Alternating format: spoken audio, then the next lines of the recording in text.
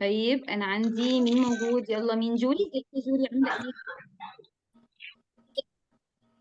ايه الاخبار يا جودي؟ عامله ايه؟ جوري كويسه؟ الحمد لله. الحمد الحمد لله. لله. مين كمان؟ همس. ازيك يا همس؟ اخبارك ايه؟ الحمد الحمد لله. لله. وعبد الرحمن، السلام عليكم يا عبد الرحمن، ازيك؟ يلا نفتح الكاميرا بتاعتنا كلنا، انا عايزه اشوفكم كلكم. بس هي سنة تالتة ولا سنة رابعة؟ دي سنه ثالثه.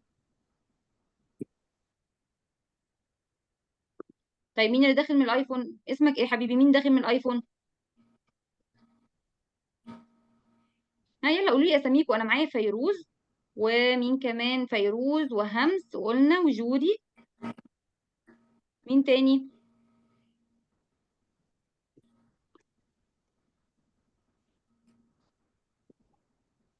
عمر. ايوه عمر. ازيك يا عمر؟ عامل ايه؟ ايه الاخبار يا عمر؟ تمام. الحمد لله. الحمد لله. طيب ورندا ولا ريناد؟ مين كمان؟ ميس.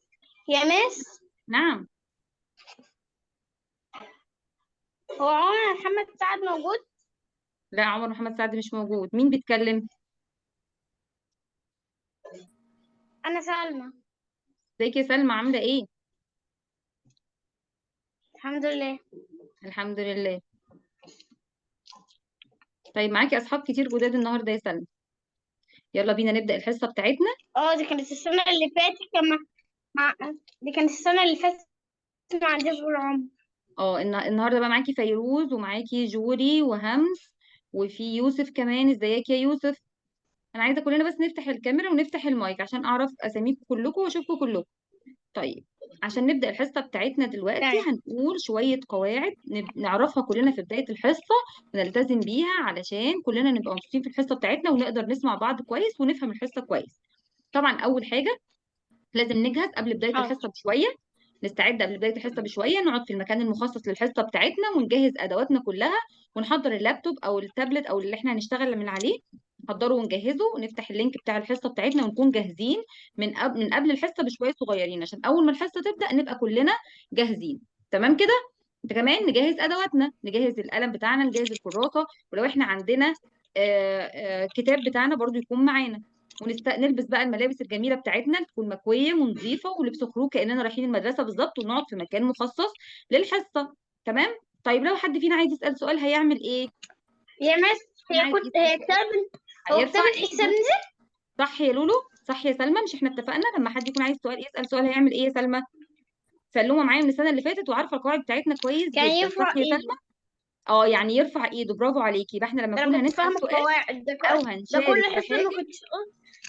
لا. هنعمل ايه يا سلمى؟ لما كنا هنقول حاجة هنعمل مس، ايه؟ ممكن اقول هنرفع حاجة؟ ايدينا. طيب وعشان نتكلم في المايك برضو نعمل ايه؟ ممكن اقول حاجة؟ هنستأذن الأول. أنا لما بنرفع ايدينا ببقى شايفاكم كلكم. اتفقنا؟ عشان لما ممكن حد اقول حاجة؟ بيتكلم معايا أنا مش بكون سامعاه كويس. كمان نعمل ايه؟ نفتح الكاميرا بتاعتنا طول الوقت. ممكن اقول عايزة حاجة؟ الكاميرا بتاعتنا تبقى مفتوحة. نرفع ايدينا يا سلمى. مش هسمع وانتي بتتكلمي كده. احنا اتفقنا هنرفع ايدينا. عايزة أعرف مين راء نون دال ده اسم مين؟ رند ولا رندا ولا مين الاسم؟ ممكن نفتح المايك ونرد بعد إذنكم، ونفتح الكاميرا كمان. ها مين معايا موجود؟ طيب مين هيلعب معايا دلوقتي؟ يلا يا يوسف. يوسف ولد جميل ودخل معانا الحصة النهاردة، وهنبتدي نلعب مع بعض. أنا هضغط على السبينر وأنت هتقولي وقفي. اتفقنا؟ عشان هنسأل بعض أسئلة. يلا بينا يا يوسف.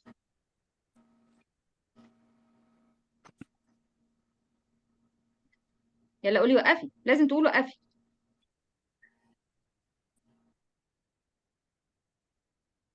يوسف أنت سامعني؟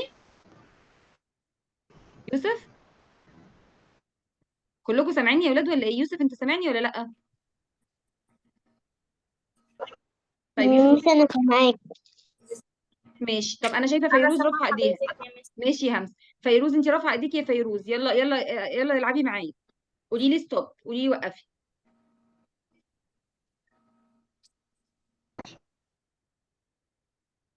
فيروز أين أنتِ؟ يلا افتحي المايك بتاعك وقولي لي وقفي بسرعة. طب. وقفي. اتفقنا. السؤال بتاعك ايه هو الكرتون بتاعك المفضل؟ بتحبي تتفرجي على كرتون؟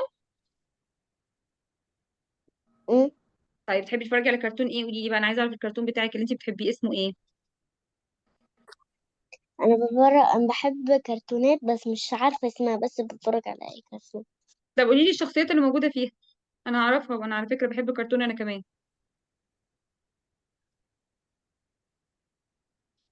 بتتفرجي على مين؟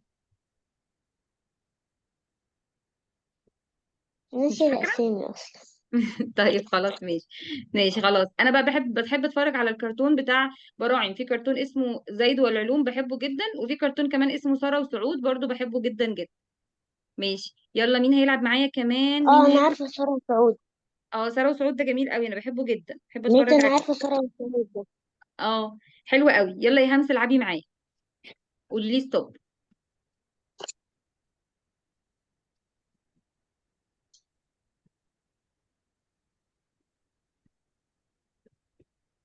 يلا بسرعة.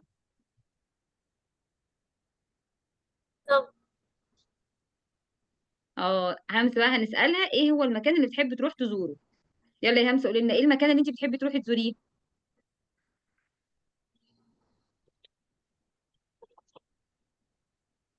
ملاهي. الملاهي، الله بتحبي تلعبي في الملاهي، حلوة قوي. طيب تمام. مين كمان هيلعب معانا؟ عمر. عمر صح. يلا يا عمر قول لي ستوب.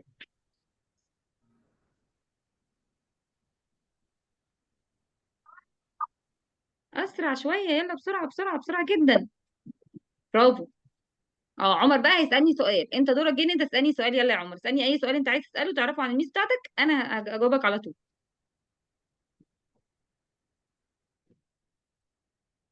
مم.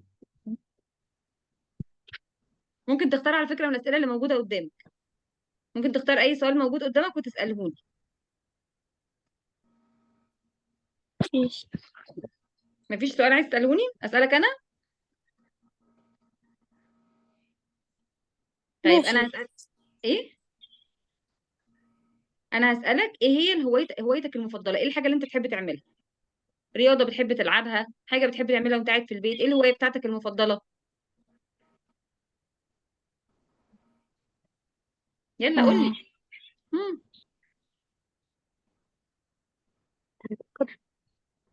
هو. الكورة، الله بتحب تلعب كورة. أنا كمان أولادي بيحبوا يلعبوا كورة جدا. مم. ماشي جميل. طب يلا يا جوري هتلعبي معانا. يلا افتحي المايك بتاعك يا جوري، قولي لي ستوب. نعم. يلا قولي لي ستوب عشان أسألك سؤال أو تسأليني سؤال. طب يلا دورك أنت تسأليني سؤال، يلا اسأليني سؤال بقى وأنا أجاوب عليكي بسرعة بسرعة جدا.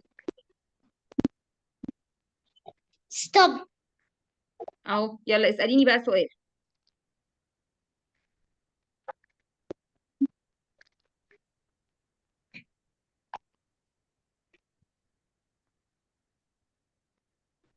هم؟ ممكن تختاري من الأسئلة اللي موجودة هنا. ايه هي لعبتك المفضلة؟ لعبتي المفضلة أنا كنت بحب ألعب باسكت. قبل كده كنت بحب ألعب باسكت، بس دلوقتي طبعا مش بلعبها، بس أنا بحب الباسكت.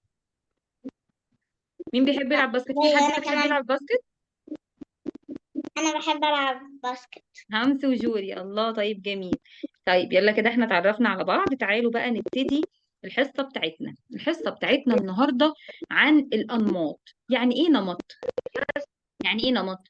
حاجة بتتكرر قدامي وليها قاعدة معينة بتتكرر بيها. تمام؟ أول ما بشوف الحاجة دي قدامي بتبقى عاملة زي الفزورة أو زي اللغز، وأنا بحاول أكتشف الحل بتاعها. اتفقنا؟ يبقى ايه هو النمط؟ لغز، واحنا هنحاول نكتشف الحل بتاعه. الحل ده هو القاعدة اللي بيمشي بيها طول الوقت ونقدر نكمل النمط ده بنفس الطريقة. تعالوا نفكر. الأول نقرأ الأهداف بتاعتنا بتاعت الحصة النهاردة. أول حاجة هنتعرف على أنواع الأنماط، هنعرف إيه هي أنواع الإيه؟ أنواع الأنماط، قولوا معايا نتعرف على أنواع الأنماط. نتعرف على أنواع الألماس. جميل، اقري لي الهدف التاني يا همس. اقري لي كده الهدف التاني موجود قدامنا هنا، يعني تعرفي تقري الهدف اللي قدامنا ده؟ تحديث قاعدة النمط. تحديد قاعدة النمط. قلنا القاعدة دي هو الحاجة اللي هتمشي عليها النمط طول الوقت. عايزين نعرف ايه هي قاعدة النمط اللي قدامنا. طيب اقرا لي آخر واحدة بقى يا عمر. آخر واحدة مم. استكمال النمط. اسم ها. إكمال النمط طبقا للقاعدة. عدد هنكمل النمط كل بتاعنا. القاعدة. النمط ده عبارة عن حاجة، اتنين، تلاتة، واحنا بنكمل الباقي. تعالوا نشوف بقى يعني ايه. تعالوا نقول الكلمات دي مع بعض الأول اللي احنا هنتعرف عليها النهاردة. أول حاجة نمط بصري. نقول كلنا مع بعض نمط بصري. نمط بصري. مش سامعة غير عمر بس. نمط عددي. نمط بصري. نمط نمط بصري. عددي. نمط عددي. النمط العددي. قاعدة النمط. قاعدة نمط بصري. الزيادة والنقص. الزيادة شاطرين، برافو عليكم، شاطرين جدا جدا. عددي. أشطر أولاد، برافو عليكم، رائعين، كلكم رائعين. يلا بينا بقى نشوف أنواع الأنماط. النمط بتاعنا ده إما بيكون على شكل صور، قاعدة إما بنشوف على شكل صور واحنا بنبص بعينينا كويس جدا. شايفين العينين اللي مرسومه دي؟ هنبص بعينينا كويس جدا على الصور دي ونشوف ايه اللي بيتغير فيها. ده اسمه نمط بصري. يبقى احنا بنحتاج فيه نبص بايه؟ نبص بمين؟ بعينينا. بعينها. تاني حاجه نمط عددي. اعداد بتتكرر بطريقه معينه. اعداد متتابعه في سلسله بطريقه معينه، واحنا علينا نعرف ايه الطريقه اللي هي ماشيه بيها الاعداد دي. تالت حاجة نمط النقاط. ده مش معانا النهاردة بس هنعرف اسمه. عبارة عن نقط جنب بعضها برضو بتزيد أو بتقل بطريقة معينة. طيب تعالوا نشوف. بصوا كده، ده اسمه نمط بصري اللي قدامنا ده. صور محطوطة قدامي. بدأنا الأول بطيارة، وبعد كده عربية، وبعدين طيارة، عربيتين. حصل ايه هنا في النمط بتاعنا؟ الأول كان في عربية واحدة بعد الطيارة. دلوقتي في كام عربية بعد الطيارة؟ عربيتين. عربيتين. طب ايه رأيك يا يوسف؟ هيحصل ايه بقى عربيتين. المرة اللي بعدها؟ هيبقى بعد الطيارة في كام عربية يا يوسف؟ برضو يوسف النت عنده فيه مشكلة. طب قول لنا انت يا عمر، هيحصل ايه بعد العربيتين؟ هنزود مرة دي كام؟ نحط بعد الطيارة 3 واحد. عربيات. ده اسمه نمط بصري. انا بشوف حاجة قدامي ماشية بتسلسل معين بس بيحصل فيها تغيير، وانا عليا اعرف ايه هو التغيير ده. يبقى القاعده بتاعت النمط الاولاني ده ان احنا كل مره بنزود عربيه. ده اسمه نمط بصري. عرفت منين الكلام ده؟ هل انا حسبت حاجه بدماغي ولا انا بصيت بعينيا وعرفت؟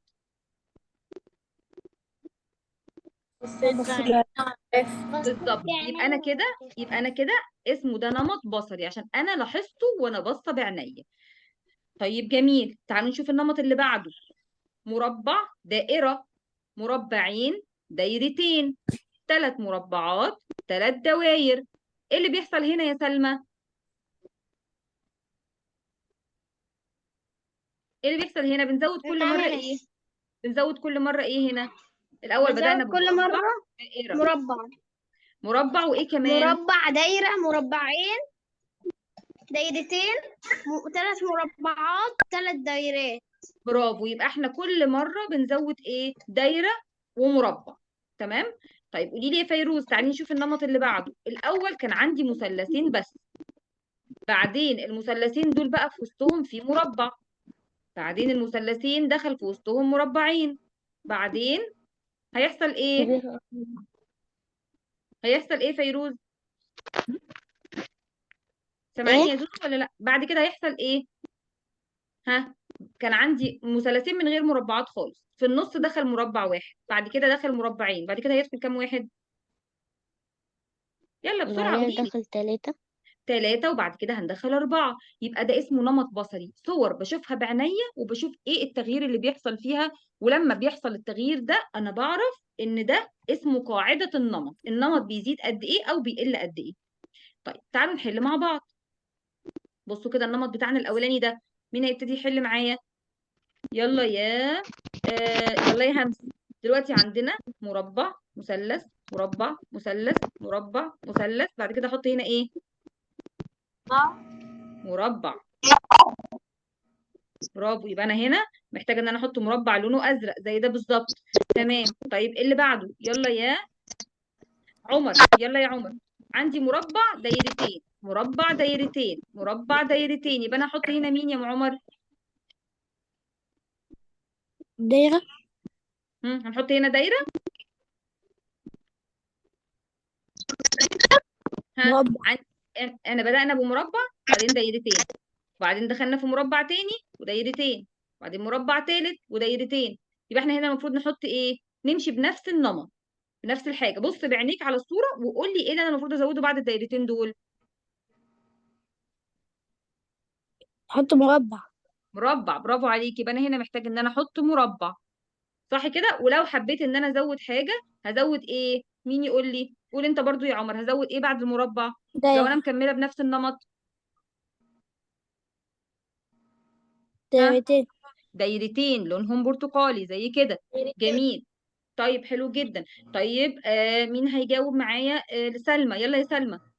انا دلوقتي عندي الشكل السداسي اللي انا شايفاه ده، بعد كده دائره. نعم. اه. ها، وبعد كده ايه؟ بعد كده مثلث، بعد كده الشكل السداسي تاني ودائره ومثلث. ها، بعد سداسي المثلث هنا احط ايه؟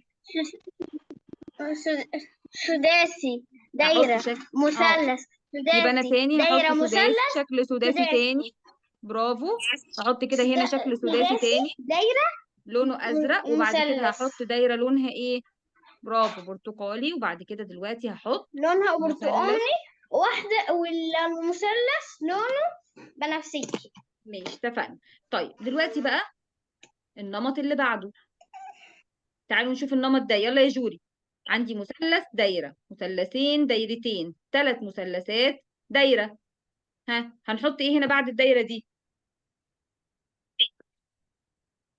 أربع مثلثات. برافو عليكي. لونهم ايه ال4 مثلثات؟ مربعات مش مثلثات.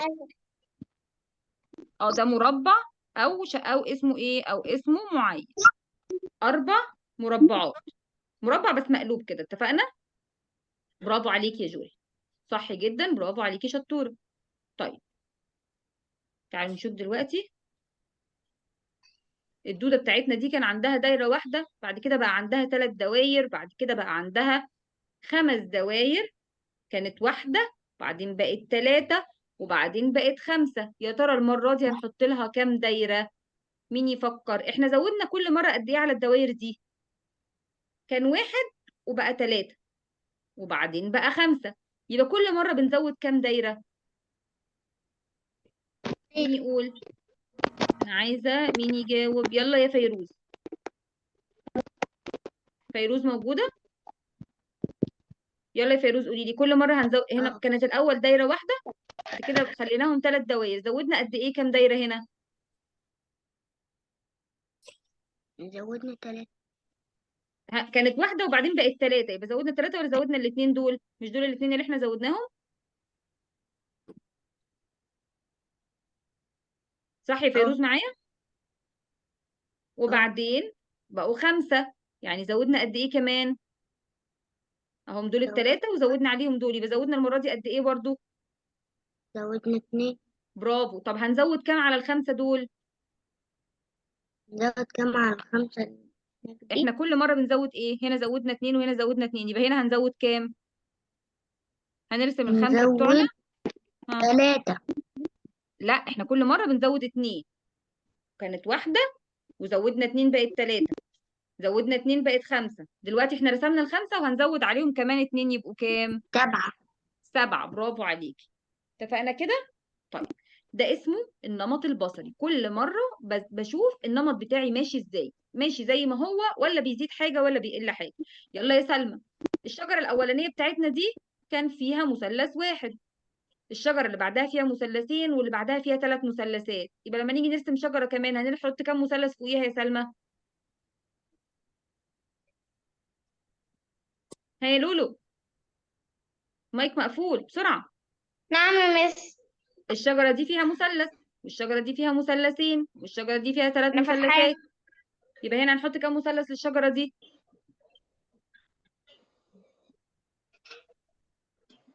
هم زودوا كل واحدة زودوا فيها واحد، برافو. يبقى هنا هنزود كام واحدة على فالرابعة دي الثلاثة؟ هيبقى فيها 4. برافو عليك. يبقى احنا هنا محتاجين نحط 4 مثلثات للشجرة دي. هنزود عليها واحدة. بالظبط، هنزود على دي واحدة، يبقوا كام مثلث؟ 4 مثلثات. جميل. طيب القطار بتاعنا مين اللي هيجاوب معايا؟ يلا يا همس. القطار ده كان ماشي من غير ولا عربية، بعدين ضفنا له عربيتين، بعدين بعد العربيتين بقى عنده 4. يبقى هنا هنزود كام واحدة؟ 6. برافو عليكي، 6. 3 4 5 6. لأنه هنا زودنا 2 وهنا زودنا 2 وهنا زودنا 2، كل مرة بنزود 2. دي القاعدة بتاعتنا. طيب كلنا فاهمين كده النمط البصري بيمشي ازاي؟ اه. مين عايز يسألني سؤال على النمط البصري؟ مين عايز يسألني سؤال؟ في حد عايز يسألني سؤال؟ طيب جميل. طيب قول لي يا عمر، النمط البصري بنحسب حاجة بدماغنا ولا بنبص بعينينا على الصورة ونزود ونشوف النمط ماشي ازاي؟ بص. بنبص بعينينا عشان ده اسمه نمط بصري. برافو عليك. طيب تعالوا بقى نشوف هنا،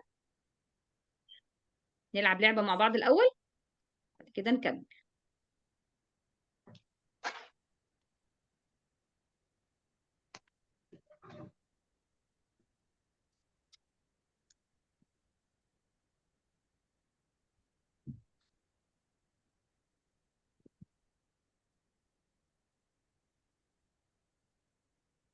هنلعب لعبة الجمع والطرح. تعالوا نفتكر كده بنجمع ازاي بنطرح ازاي. تعالوا بسرعة مع بعض. يلا انا هنادي الاسم وقولوا لي الإجابة بسرعة، اتفقنا؟ خلي بالكم هنا في عداد بيعد، عايزين نجاوب بسرعة جدا. يلا 13 زائد 7. مين يجاوب؟ يلا يا همس.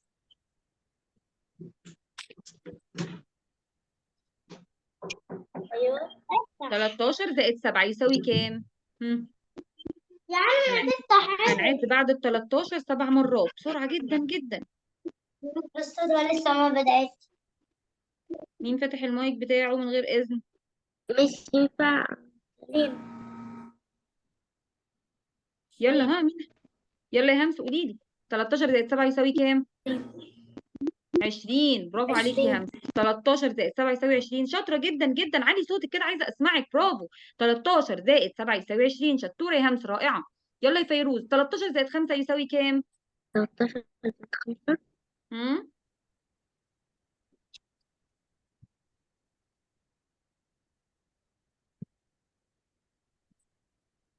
18.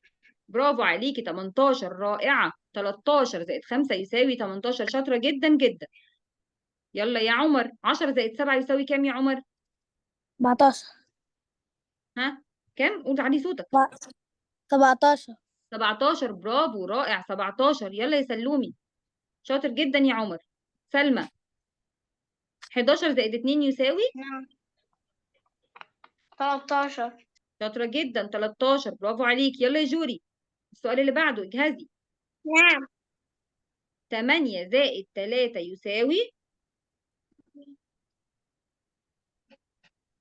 11. شطورة، شاطرة جدا جدا. كلكم رائعين، اللهم بارك. برافو عليكم. طيب تعالوا بقى نرجع تاني من اللعبة بتاعتنا ونروح للنمط اللي بعد كده، اللي احنا اتفقنا اسمه نمط عددي. يعني ايه بقى نمط عددي؟ دي دلوقتي ارقام محطوطة قدامنا بتسلسل معين. ال 30 بقت كام؟ بقت 40. وبعدين بقت كام بعدها؟ بقت كام بعدها؟ 50. بقت 50. يا ترى حصل لها ايه؟ الارقام بيحصل لها ايه؟ اول حاجة لازم نفكر الارقام بتاعتنا دي بتزيد ولا بتقل؟ مين هيجاوبني؟ زيد. بتزيد ولا بتقل؟ زيد. بتزيد. برافو. طالما بتزيد يبقى احنا هنزود بعلامة الجمع. طيب بتزيد قد ايه؟ قولي لي يا جوري، يلا بتزيد قد ايه؟ ها؟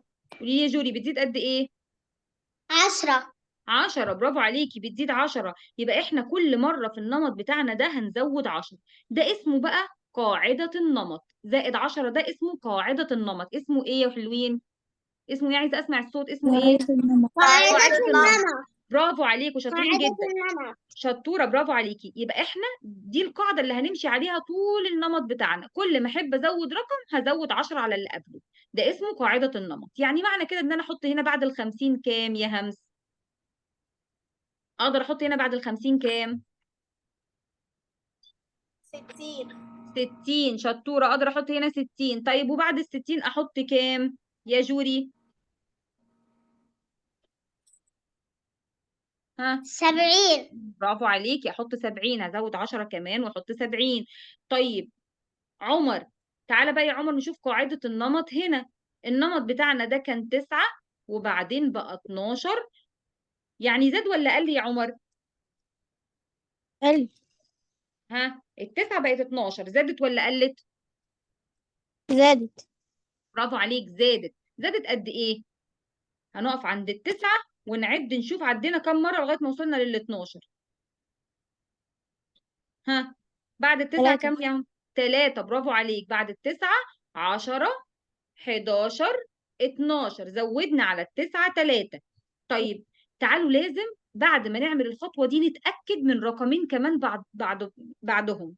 ال 12 بقت 15. تعالوا نشوف برضو زادت 3 ولا في حاجة مختلفة هتحصل عشان ممكن يغير. فلازم نتأكد مرتين. نتأكد كم مرة؟ مرتين. مرتين. أول مرة مرتين. عرفنا إنه زاد 3. تعالوا نشوف المرة التانية بقى. ال 12 بقت 15. ها، مين هيقول لي زادت قد إيه؟ 3. قولي لي كده، قولي لي كده. يوسف، سامعني يا يوسف؟ يوسف انت موجود؟ سامعني حبيبي؟ اه. حلو جدا. انا مبسوطه جدا ان انا سمعت صوتك. يلا قول لي ال 12 بقت 15 يا يوسف. زادت ولا قلت؟ زادت قد ايه يا يوسف؟ ها؟ بعد ال 12. ها؟ 13، 14، 15. زادت كام يا يوسف؟ 3 مرات. 3. زادت 3. برافو عليك. يعني احنا كده اتاكدنا ان كل مره بنزود 3. من التسعة لل 12 زودنا 3، ومن ال 12 لل 15 كمان زودنا 3. يبقى النمط بتاعنا ده كل مرة هيزيد 3. تمام كده؟ طيب تعالوا بقى نقف نشوف الرقم اللي بعديه كام. مين هيقول لي؟ ال 18 عايزين نزودها 3 يا سلمى، هتبقى كام؟ يا سلومي مشغولة ليه؟ خليكي معايا. ها؟ نعم. عايزة ازود ال 18. نعم. هزود ال 18 كام عشان امشي بنفس النمط؟ القاعدة بتاعت النمط بتاعتنا كام ايه دلوقتي؟ هزود 3. يلا قولي لي، لما نزود ال 18 3 هتبقى كام؟ هيبقى 21. الدورة هتبقى 21. طيب فيروز الجميلة، يلا يا فيروزي قولي لي لما نزود ال 21 3 هتبقى كام؟ 24. شطورة، برافو عليكي، شاطرة جدا. شاطرة يا سلمى، شاطرة يا فيروز، شاطرين جدا جدا. يبقى النمط بتاعنا ده كل مرة بنزود 3. هو ده اسمه النمط. بشوف القاعدة بتاعتي ماشية ازاي واكمل بنفس الطريقة. تعالوا نشوف اللي بعده. يلا يا مين هيجاوب معايا؟ همس. همس وعمر. يلا يا همس ابدأي انت الأول. ال 30 بقت 35. زادت ولا قلت يا همس؟ زادت. زادت قد ايه؟ 5.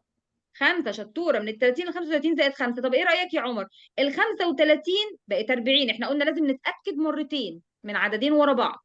ال 30 بقت 35 زائد 5. طب ال 35 بقت 40. زادت كام؟ 5. شطور، برافو عليك. بقى زادت 5 هي كمان. يبقى كده القاعده بتاعت النمط بتاعتنا ايه يا جوري؟ كل مره هنزود كام؟ 5. شطوره، برافو عليك. يبقى القاعده بتاعت النمط بتاعنا ده كل مره هنزود 5. طيب يلا يا عمر بقى قول لي ال 45 هنزود عليها 5 تبقى كام؟ 50. 50. برافو عليك. يبقى انا هنا هحط 50. همس ال 50 هنزود عليها 5 تبقى كام؟ 55. 55. شاطرين جدا، برافو عليكم، رائعين. طيب جميل. تعالوا بقى نشوف هنا النمط بتاعنا ده بيحصل له ايه. ال80 بقت 71. هو النمط ده كده بيزيد ولا بيقل؟ بيقل. بيقل، يبقى احنا لازم هننقص. طيب اعرف هننقص كام ازاي؟ هقف عند الرقم الصغير واعد لغايه ما اوصل للرقم الكبير. هقف عند الرقم الصغير اللي هو ال 71 واعد اشوف انا نقصت قد ايه لغايه ما اوصل للرقم الكبير. اتفقنا؟ يلا نعد بعد ال 71 كام؟ نعد مع بعض 72. كلنا. ها 72. ها فين صوابعك وعايزه اشوف. 72 اتنين- 73 74 73 75 74 77 75 75 76 76 77. ها 78 79. ها 80. يبقى عدينا قد ايه لغايه ما وصلنا لل80؟ عدينا قد ايه؟ مين شايف؟ ها عدينا قد ايه؟ عدينا 9. 9 عدينا 9. يبقى احنا كل مره في 9. النمط بتاعنا ده بننقص 9. تعالوا بقى نشوف هنا ال 53 لما ننقص منها 9. ايه ده؟ هنعملها ازاي؟ ممكن نعد قبل لغايه ما نوصل 9 ارقام، وممكن نعملها مسألة زي كده. فاكرين لما كنا بنحط الآحاد مع الآحاد والعشرات مع العشرات ونطرح؟ مين فاكر؟ يلا يا جوري ابدأي عدي معايا، ابدأي تروحي معايا. احنا عايزين نطرح من ال 53 دي دلوقتي 9، عايزين نعمل ناقص 9 لل 53 عشان نشوف هنا هنحط كام. يلا يا جوري قولي معايا. 53 ناقص 9. ها الأول هنطرح الآحاد ناقص الآحاد. 3 ناقص 9 يساوي كام يا جوري؟ 3 ناقص 9 يساوي كام؟ ينفع؟ أنا معايا 3 وعايزة آخد منهم 9، هينفع آخد منهم 9؟ ما ما ينفعش ينفعش. اطرح من الثلاثة 9 برافو عليكي. لأن هتعمل ايه التلاتة التسعة دي؟ أكتر. محتار. التلاتة واقفة محتارة، هتعمل ايه؟ هتروح فين؟ هتعمل ايه؟ هتروح تخبط على جارتها اللي جنبها، صح كده؟ تقول لها لو سمحتي ممكن تساعديني وتديني 10 من عندك، عشان هي كبيرة وواقفة في مكان العشرات. هتقول لها ممكن تساعديني وتديني 10 من عندك عشان ابقى كبيرة واعرف اديهم 9. هتبقى التلاتة دي كام دلوقتي؟ لما خدت 10 هتبقى كام؟ ها 13. شطورة، هتبقى 13. هتاخد 10 فهتبقى هنا كام؟ 13. برافو عليكي، 13. شاطرة جدا. طيب والخمسة هتفضل زي ما هي ولا احنا خدنا منها واحد؟ ها احنا خدنا واحد فهتبقى كام؟ 4. مين يقول لي بقى 13 ناقص 9 كام؟ قولي يا همس يلا. يا جوري 13 ناقص 9 كام؟ فكر فكر فكر. 13 ناقص 9.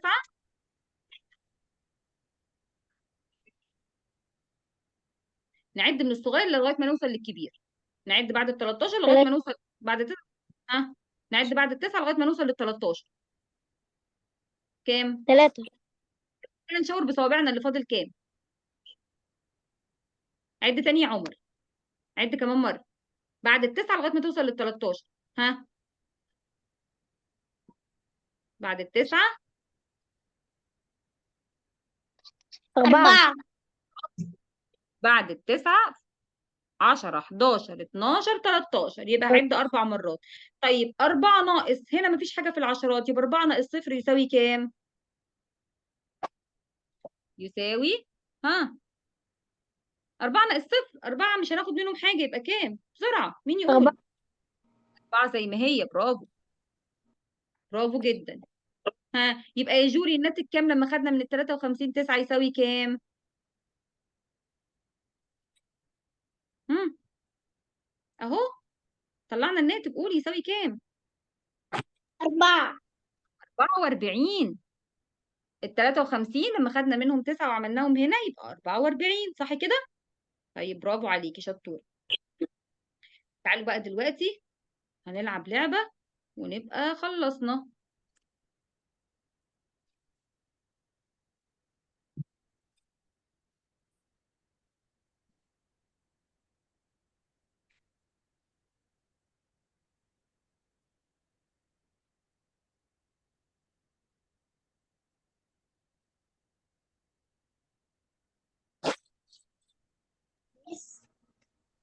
نعم.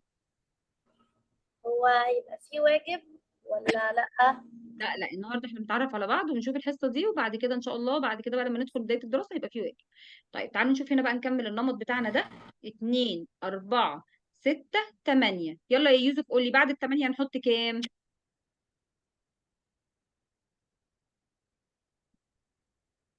ها يا يوسف بعد الثمانية نحط كام؟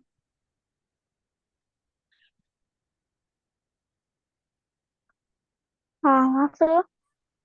برافو عليك، هنحط 10. شاطر جدا، نختار ال10. شاطر يا يوسف، برافو. هناخد ال10 نحطها هنا. صح، اجابتك صح، شاطر جدا. يلا يا همس، دلوقتي عندنا في رقم، وبعدين بقى 12، وبعدين بقى 16، وبعدين بقى 20. يا ترى الرقم اللي هنا كام؟ خلي بالك ال 12 بقت 16، زادت قد ايه؟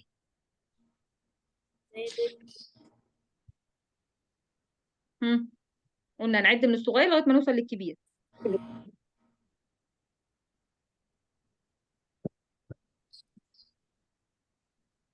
5. 4. مالكيش دعوه بال 12، نعد بعد ال 12. تمام. 13 14 15 16، صح كده؟ يبقى الرقم اللي هنا لازم يبقى فيه فرق